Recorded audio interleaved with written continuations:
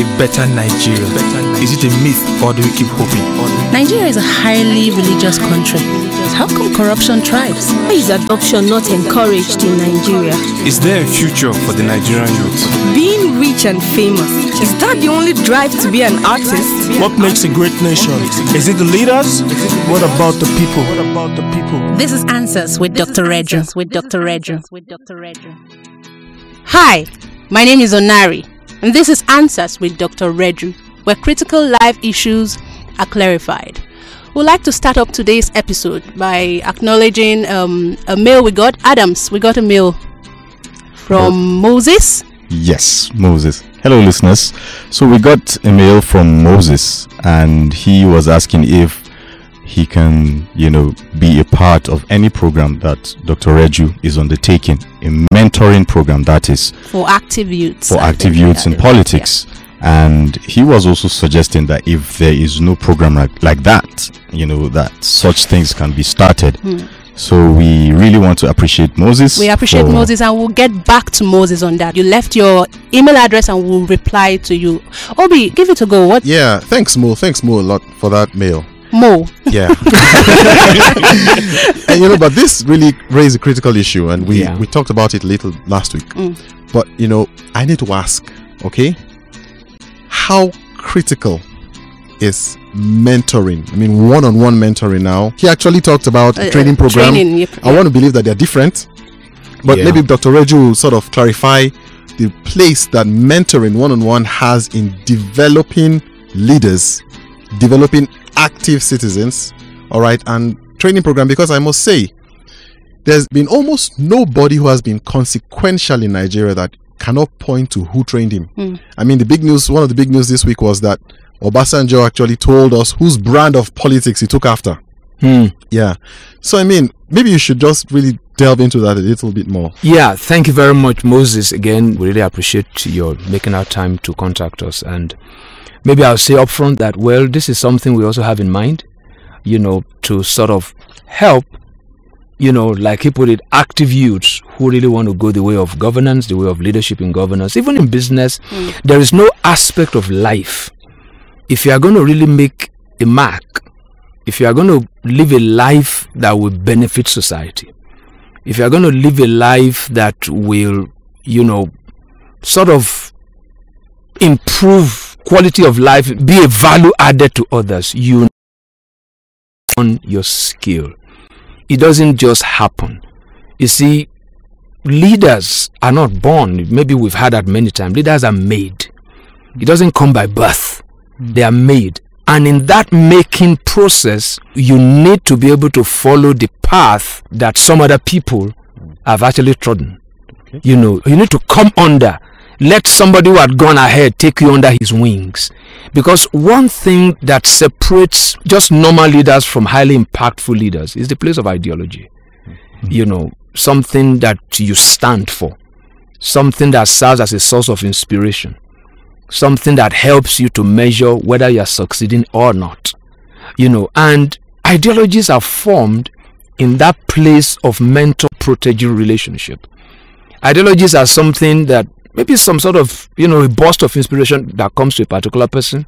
We can look at Awoism, we can look at, let's take it even on broad level, liberal kind of ideology, conservative kind of ideology. Those kind of things they are not necessarily written in one book somewhere, and we have to, be able to bring mentoring into that critical position where we should put it. Because young people today don't understand that. Everybody is just going for number one. I made mention of something last week, that we've lost a lot of, promising public servants. Because what we believe is that you want to make a difference in Nigeria, be a president. Those are microwave leaders. They've not been able to sit under someone who has seen it all, or maybe seen it all, who can actually pour some ideas, pour some experience into you. He will teach you what success is, what failure is. I teach those who have had the opportunity of mentoring that failure is part of life. So if you understand that, there was a movie I was watching there, and somebody asked another lady who was going to politics, say, what will happen if you don't win this election? He said, well, the country can go to hell and I'll go home. You know, the point is this: I don't have to win. Yeah. That's the point. He wasn't saying that the country can go to hell. Okay. You know, but that I don't have to win. She understands the place of failure. That only comes by somebody preparing you for that. Is really critical. And mentoring is about relationship. Being able to have access to the life, to the experience, to the pains, to the pleasures, to the setbacks, to the upsets, to the triumph, the trials of someone. And when you bring all that together, what it took the previous guy 10 years, you can get it in 2 or 3. Because they say in leadership circles that if you stand on the shoulder of a tall man, you see further than him. What we've had in Nigeria especially is that the people that we read about in our history, they are still around. True. In the 60s, in the 70s, they are still around, jostling for position. So we are like a nation that we are daily committing economic abortion, political abortion, social abortion. There is no atmosphere for fresh, new brains and ideas to find expression. Because those who are supposed to mentor are not willing, and then those who are supposed to be mentored don't see the value. So it's a two-way thing. The young ones must begin to appreciate the place of being groomed, being mentored, learning to serve by serving someone. You can't serve society if you have not honed your skill in serving someone. You know, Moses has really raised a very critical issue here about mentoring. And let me also say straight away that mentoring is not about attending a program. It's not about listening to a seminar. Mentoring is relationship. For those who really understand this in those days, maybe you want to learn tailoring, you will have to go and live with the person. Proximity. Proximity is great. You can't have impact, you know, without proximity. You must be able to see the life of this person. And the mentor too must be able to open his life or her life as a book, you know, meant to be read. So those youths out there who are desirous of going into public service, look for someone who can mentor you. Look for someone you've identified something that you appreciate about that person. That's where ideologies are built. And for us in this country, you want to be careful that your ideologies are not nailed down to religion. They are not nailed down to any kind of ethnic consideration. They are not nailed down to some selfish pursuits. It has to be well crafted. Ideologies are as sound as they are selfless. If it's not anchored on the benefit of the generality, it's just somebody having an idea. It's just somebody having an idea. So you have to check, what is this person standing for? It even goes into, because we're talking about citizenship, even when you want to vote someone into, what is this person actually saying? But our politicians over the years, they will play the ethnic card, they will play the, you know, the religious card. They just give them soft landings. There's really nothing they have in store. Okay. Did I say anything? Did I? Am I helping you guys here? Yeah, absolutely. But you know, there's also this rhetoric of not wanting to be used by someone, which is a valid argument, you may say, and some people have had bad experiences of being used and dumped. You know, or particularly even some of the politicians we're talking about, or some of those who have gone ahead, who want to, they're more interested in preserving a family heritage, more or less, and they're not really interested in training others. Yeah, so you know, if you are used and dumped, you've gained a valuable experience. You've gained a valuable experience. When you are used and dumped, the pain you feel, if you really have a heart of service, you've really earned your stripes. That's like ranking. Because you don't want anybody. You will not, you might use people and dump them if you have never been used and dumped and feel the pain. Because if you are trying to avoid being used and dumped, you will never get opportunities. Okay. You will never get it. You know, because some people use people and dump people not because they want to. You know, I'm not saying that it's good. I'm not saying that people don't. But you see, if you are pursuing a vision, failure, setback, disappointment is part of it. Right? If they use you and dump you and you know where you're going, you just earn stripes. You have just been elevated in terms of strength, in terms of wisdom. If you don't know pain, how can you help someone who is being pained? you know, I actually agree with you, because as you were talking, I remembered the story of Mary Kay, who was a sales representative, or she worked in another company, another cosmetic company, I think. Okay, the lady who the lady has that Mary Kay. beauty profile. Okay, and honestly, she was used and dumped. that's it. And she said, "No, that's not how to do business." Yeah, and that inspired her, right, to start off her own brand, and run it in the way she felt was right. And I mean, we all know what it is today. Yeah, So, yeah. And that also will lead me to make this point here. When you are in that school, so to say, when you are in that mentoring process, you also want to begin to sell what you are getting. You also want to begin to look for like minds like you to come and partake, so to say, of what you are feeding on. If you walk alone, you can't make any impact. There's a whole, mantra out there, which I believe is a myth. It doesn't exist, that one man can make a difference. It's not true. If you see a single man making a difference, he's representing a whole lot. He has a backing. One man can make a noise, but he can't make a difference. When the real community comes against that man, they will remove him without any effort. But the point is, there's a way you can position yourself so that everywhere you are being attacked, or you are being, confronted, or there are people like you. You see, what our politicians have done over the years is this: they've been able to reproduce themselves. That's why we say this kind of ethnic, self-interest based kind of politics has really pervaded the society. That's the mentality of everybody, because that's the narrative. That's what everybody believes politics to be, because they have been able to proliferate that idea. In the same way, there must be a generation also that can also spread this good virus of citizen, people, society-oriented kind of public service. So don't work alone. Ideologies don't work. It's never effective through one person. But that's a big challenge for Nigeria. We always want to be number one. We always want to be number one. You see somebody, you see his business card, chairman, chief executive, chief professional officer, and financial director, and that kind of a thing. We don't like working in community.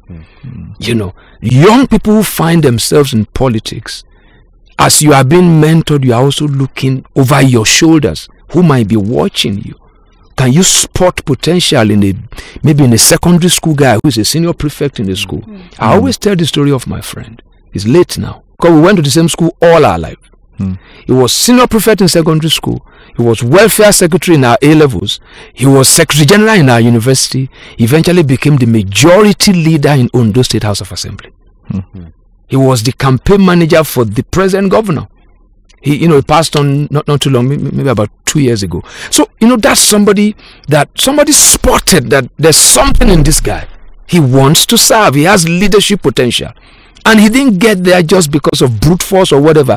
He was mentored. He belonged to the right circle. So we have to understand how to identify a good mentor. For mentors, you need to be able to identify the potential in a budding leader. That's what it takes. So it's something that we need to open that page. Because what we have, this status quo, everybody knows. Even those who are there know that there's something wrong. They know that there's something wrong. And when we get to that point, we know that a new page needs to be opened. Mentoring is critical. Okay. When people hear leadership, they always go to the top. Seminars that they will have around would groom them how to be leaders, probably aim for the presidency, probably aim for something high. But like you're saying now, leadership, it's a service thing. How do you remove people's mind from where it is now to make them have a mind to serve and serve for long? Is it possible? Yeah, leaders lead the way they lead because of the way they are taught, right? And that still brings us to this issue of mentoring, because mentoring is nothing formal. They asked somebody, he spoke about his mentor. He said, "What did you do together?" He said, "We played tennis." We play tennis. We just talk while playing tennis. It's always very, very informal. And when that person is put on the stage to perform, so to say, what the person has seen, what the person has heard, is what you begin to see play out. So when you see Nigerians, because even from, we have a school that we run, and I always tell the principal, the senior prefect here is the one who arranged the chairs in the class. But what we have is senior prefect is a boss in most schools. But we turn that on its head. This is a chief servant. Now when he's arranging the chairs in the class, he calls others to come and help him. It's his responsibility to arrange the chairs in the class. That's the work of the senior prefect, to make sure the class is arranged in such a way that is conducive for learning. So while doing that, he calls others to come and help him do that. Okay. Right. Because sometimes you have to start from that kind of level. But when the senior prefect sees himself or herself as senior girl or senior prefect in the school, and he sees himself or herself as the next in line to the principal, calls the shots, he sends people on an errand. That's where we build that kind of mentality that leaders are meant to be served. Leaders are meant to serve. And it has to be consciously passed across. And we need to let people see the dignity in service. But you see, you can't tell people, they have to see it. You see, I have to consciously, tell myself, I have a servant heart. I remember there was a time we're trying to pack, some things there to the car, and I picked some. And Adams ran to me, leave it, not leave it. I am coming to the car, right? I can't come empty-handed when there are still stuff here, right? It's just like that, because society has not taught us to see dignity in service. Service today is that the one who is under, right? But the servant is still the greatest. The servant has the most power. The servant determines what happens. So it's something that has to be not just taught verbally, but also modeled. Also modeled. That's where mentoring comes in. You need to see people do it. Right? I remember when Jerry Rollins came in Ghana, the first video clip I saw of him, he was walking on the rail line, using hammer to fix some repairs as president. Now that's uncommon. That's uncommon. When I visited the place in, maybe year 2005, there was a taxi that was dropping people off right in front of his house. His house is just by the road. He doesn't remove anything. This is a former president. He was just a normal guy. But you see, especially in Nigeria, normal is wrong. Simple is wrong. We must have heirs. From church to mosque to bank to everywhere. We must have heirs. We need to have people around us. We need to have paraphernalia of office. And you see, we can't mentor that way. Such things create a gulf between mentors and proteges. A protege must be able to access the life of the one mentoring him or her. Okay.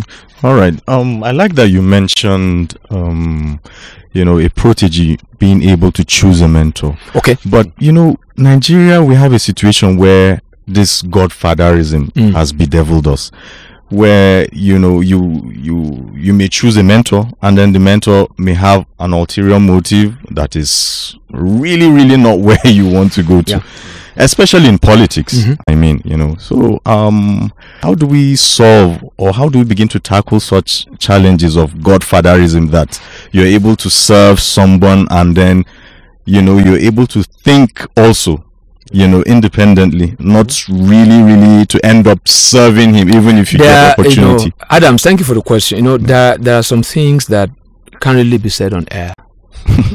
Right? There's a saying that if you have a long spoon, you can eat with the devil. If you know what you want, right, and you know where it is, right, you get it. And this is to tell you something. This is a principle of life. Those who love to manipulate, those who love to use people, they are the easiest to manipulate and use. Right? Now that's for a little room. The details of that will come in a little room. So it's if my mind is to serve selflessly, I can only produce people who will also serve selflessly. If I'm selfish in my leadership, in the way, if I just want people around me for me to use them to achieve my own dreams, I open myself up also to actually achieve a dream that I never planned to. Somebody can easily use me. What the young ones of today need to understand is that the people there right now, it doesn't matter how bad they are the ones that are in front. We will have to interact with them. We will have to engage them. We will have to learn from them, even if it means learning the wrong way from them. Wow. Like he just gave the example of Mary Kay, right? He learned how not to do it by working with people who are doing it wrong. There is no way we can set a different standard now. We will have to start from where we are. The politicians that we don't like today, they are the ones that are going to teach us.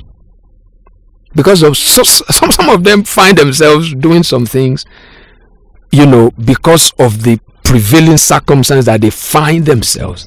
The political class in Nigeria is a mixed grill, right? You have very good guys there.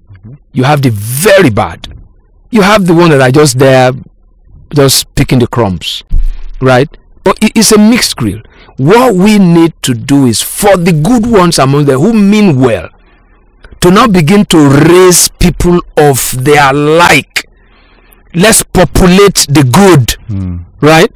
We have said it over and over in this country. Politics is dirty because dirty people do it. But when clean people get there, begin to populate the community of the clean. Raise people such as you. You see, I said something last week. Older politicians in Nigeria go as far as universities to go and raise disciples, so to say. Today's politicians are not like that, right? But we need to let them know, hey, there's a whole field here, right? We're interested. Because when I was in the university, even campus politics was a road on the back of ideology. You have to be able to articulate what exactly you want to do. Not the campaigns we have today. It's just a carnival. It's just people just dance and dance and dance, abuse the other party, abuse it, and today is election day and everybody goes there. It's so predictive. That has to change, because I said something also. In building the ideology, it doesn't just come by reading books. Reading books is okay, but you need to be able to read humans. And we must know going forward, the new breed, it must not be anchored on religion. It must not be anchored on ethnic considerations. Because if we continue that way, right, this nation doesn't have hope. Right? This nation doesn't have hope. We will fragment in million ways. And who suffers? The guys who've milked this country, they will just take the next flight and go. It is you, the ordinary citizen, there, because you suffer the most because you didn't do what you were supposed to do. So it is time for citizens to pick on responsibility, right? Our ethnic differences, religious differences can be harnessed to be strength, right? But honestly, like I said, earlier on this program, the issue of faith is personal. Don't bring it to public square, for God's sake. Pray in your home, be your Yoruba somewhere. Once you come into public square, but you see, that's difficult, but it's not impossible. There must be a new set of people. I mean, look at us in this room. This is Onari. Onari is from way somewhere there, south. This is Obi Brown. By the name Obi, you know where he comes from. I'm trying to figure out where I come from. Adams is just, this is the way we are. But we can talk together like this. Why can't that happen on a bigger scale? Because we don't harness little kind of, I listened to something yesterday. They were talking about unity schools. What a brilliant, look at National Youth Service Corps. What a brilliant idea. But where it is today? Where are those things today? It's just in name. People serve where they want to serve. People choose unity schools that is closer to their house. It's not uniting anything. But citizens today, those who want this nation together, those who are willing to put religious, ethnic considerations in the background, are more. Majority of those who play the religious card. They don't practice the religion the way it ought to be practiced. Yeah. They just use it to actually meet their political ends. They don't really love their ethnic group that much. That's it. We know that. But those who really mean well, why don't we begin to raise our voices? The missing piece in Nigeria is the silence of the citizens is deafening. This is Answers with Dr. Reju, and we're going to continue on our discussion. Obi, please take it from here. Yeah, I mean, there was an experience I had yesterday. I went on Facebook and a friend of mine made a post. What he did was that he did a screen capture of another friend of his that was making a political statement and insulted a certain ethnic group in Nigeria. So he took the screen capture of that insult, brought it to Facebook, and then now lambasted him for doing that. All right? There were about 23 to 30 comments. Lambasting this guy. And then by today, the guy made an apology. That's right. He made an apology. Yeah. And I felt it was very, a heartfelt apology, because he said, he had good friends from this ethnic group and that. Maybe he was just taken over by, the emotion at that time. Yeah. And I felt that was right, that in our own small way, when you hear somebody, close to you make some ethnic remarks, kill it there. Kill it right there. Kill it there. Kill it right there. That's it. Yeah. Because, you see, we basically echo what these guys have actually planted in the atmosphere over the years. We grew up with it, but we need to look around ourselves. Where has this taken us? Absolutely. Those who teach me to hold fast to my ethnic kind of sentiment, it hasn't benefited me, right? If the Igbos shut down their shops in Jos, you know where we'll be. If the Hausas decide today that they won't come out tomorrow, we'll know where we'll be. So it's like these things are there, they are reality, but a few just use it, right? The lady that made my wife's hair today came all covered in hijab, and that's it. Because the more who believe this thing, they are tools. We are laid back. My best friend in the media is a guy called Sulaiman Alede that works with channels. He's a Muslim. We talk, we chat, we agree on almost everything about life. We agree on almost everything. But we have different faith. I respect his space. I've told him that anytime you celebrate Salah, please send my meat. Yeah. So these things are, it's just, we just need to speak up. Those of us who really live together, believe in all this, and then those who are really up there, they need to begin now to, to pass this down. If anybody really loves this country today, you should be looking at 30 years down the line. Thank you for another thought-provoking episode of Answers with Dr. Reju. Thank you, Dr. Reju. Thank you so much. Thank you, Adams. Thank you, Obi. And to the listeners, thank you for listening. We'll be back next week. Give us a call or chat us on WhatsApp on 081-4456-9000. Check out our website and interact with us on www.answerswithdrreju.com. Like our Facebook page, Answers with Dr. Reju, or send us an email at answerswithdrreju@gmail.com. On Twitter, we are @Dr. Reju Answers. You can also subscribe to our YouTube channel, Answers with Dr. Reju, where you can get all our episodes. Join us again on Answers with Dr. Reju, where critical life issues are clarified.